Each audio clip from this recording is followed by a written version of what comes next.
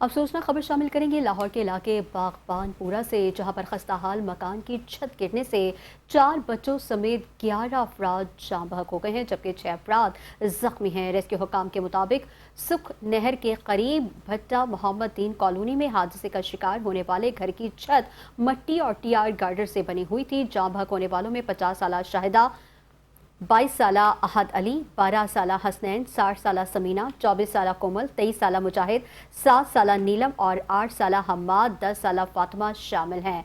Rescue हुकाम के मुताबिक हादसे में 6 अफराद जख्मी भी हुए। इमदादी कार्रवाई जारी है। अभी मजीद 2 से 3 अफराद मलबे तले दबे हुए हैं। इमारत की दीवारें बहुत खस्ता हैं। पुलिस के मुताबिक वाकया रात 10:15 पर पेश आया।